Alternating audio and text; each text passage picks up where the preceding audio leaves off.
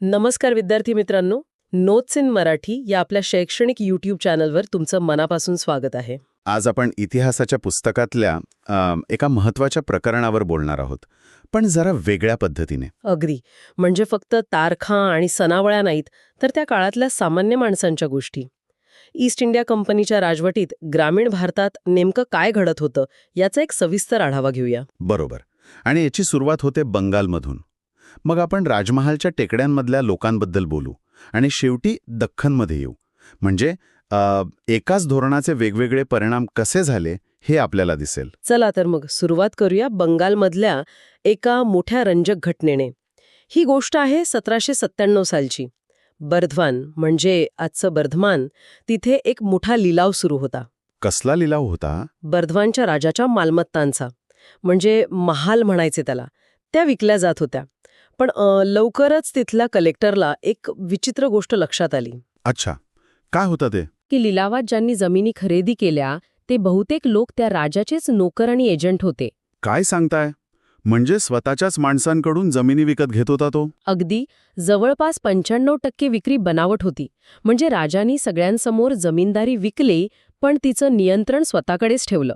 हे थोडं विचित्र नाही वाटत? म्हणजे स्वतःचीच जमीन स्वतःच का विकत घ्यायची? बरोबर.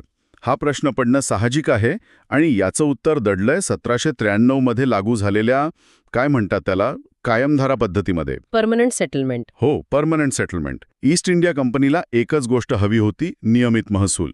त्यांना वाटलं की आपण प्रत्येक जमीनदाराला किती कर भरायचा हे कायमचं ठरवून टाकू. म्हणजे आपल्याला किती पैसे मिळणार हे आधीच कळल आणि जमीनदारही मग शेतीत गुंतवणूक करतील. कागदावर तरी योजना चांगली वाटते, म्हणजे सगळं क्लिअर होतं की नाही. मग बर्धवानच्या राजासारखे जमीनदार पैसे भरण्यात अपयशी का ठरले?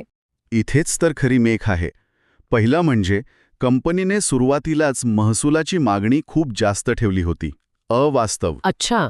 आणि दुसरं, त्याच काळात म्हणजे 1790च्या दशकात शेतमालाच्या किमती एकदम पडल्या होत्या.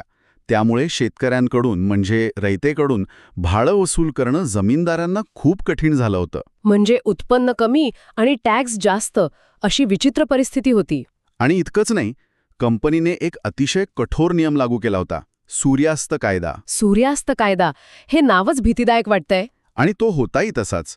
म्हणजे ठरलेल्या तारखेला सूर्यास्ताच्या आत जर महसूल भरला नाही तर तुमची जमीनदारी गेलीच म्हणून समजा.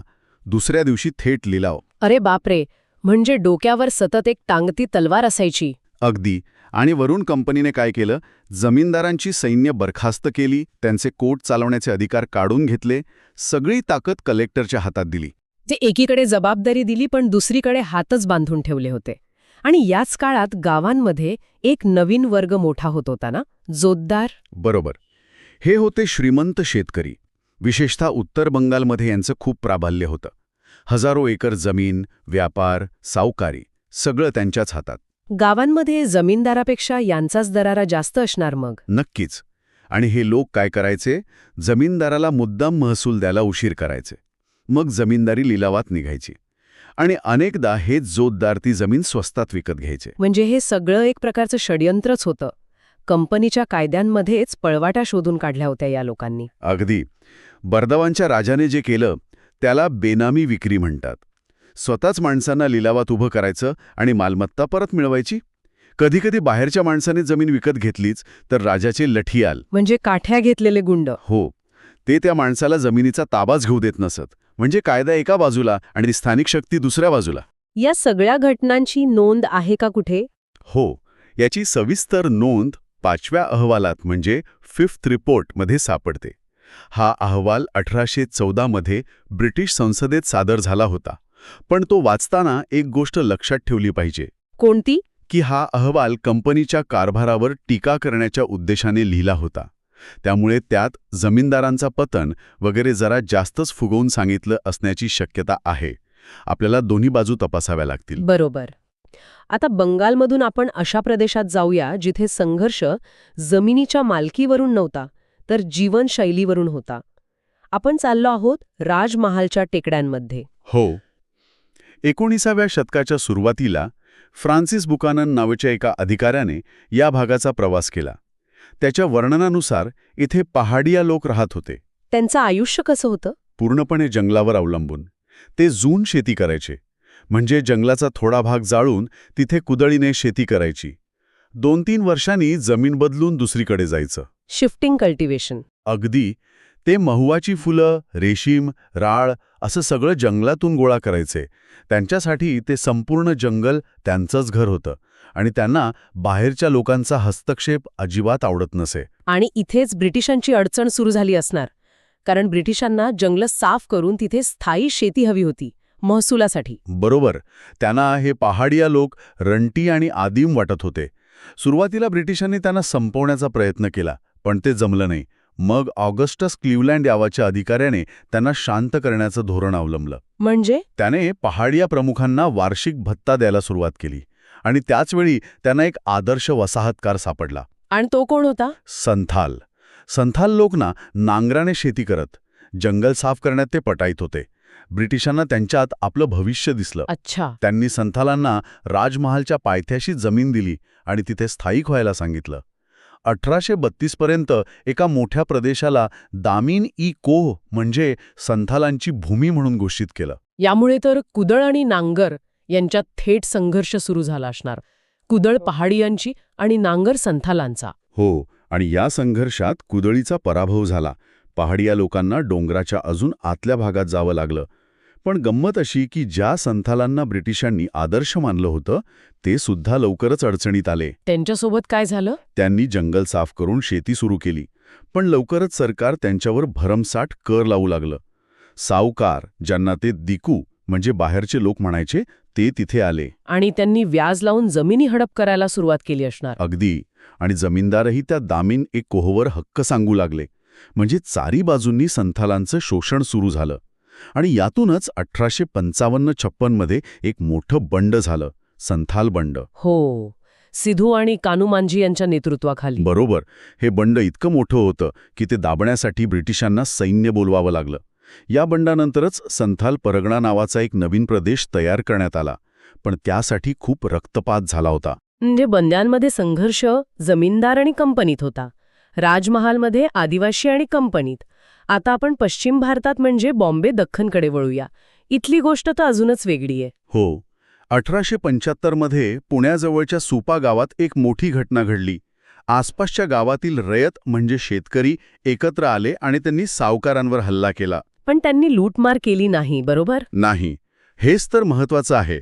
त्यांनी फक्त सावकारांची वही खाती म्हणजे हिशोबाची पुस्तकं आणि कर्जरोखे जाळून टाकले. म्हणजे त्यांचा राग पैशांवर नव्हता तर त्या कागदपत्रांवर होता, असं. याची मुळं आहेत रयतवारी पद्धतीमध्ये.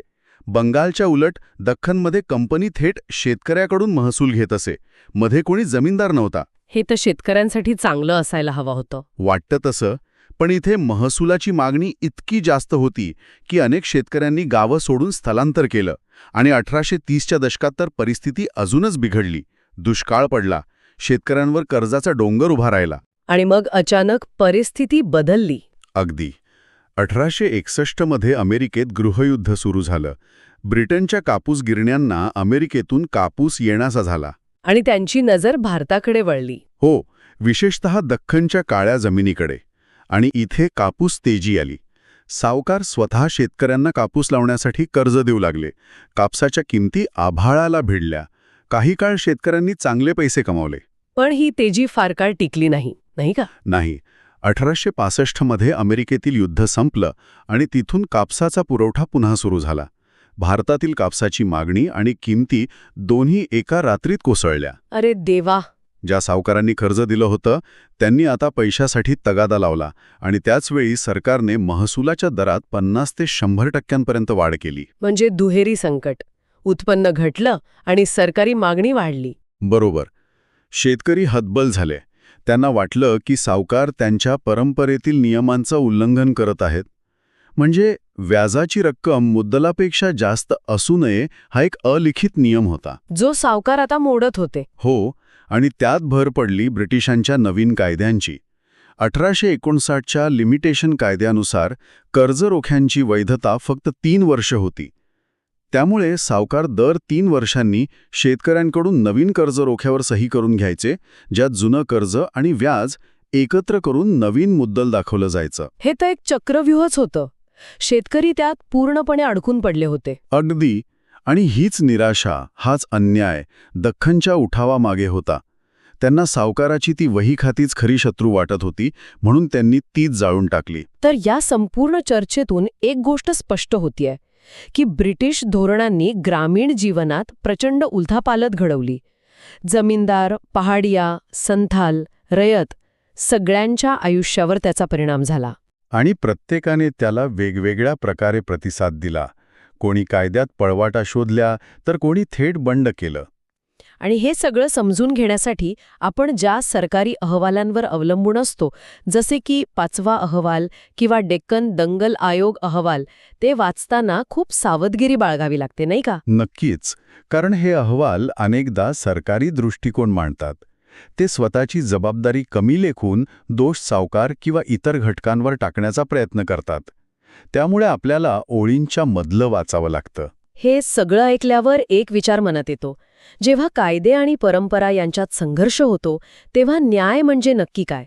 सावकाराने कायद्यानुसार केलेलं कृत्य हे शेतकऱ्याच्या दृष्टीने अन्यायकारक का ठरलं? यावर विचार करायला हवा.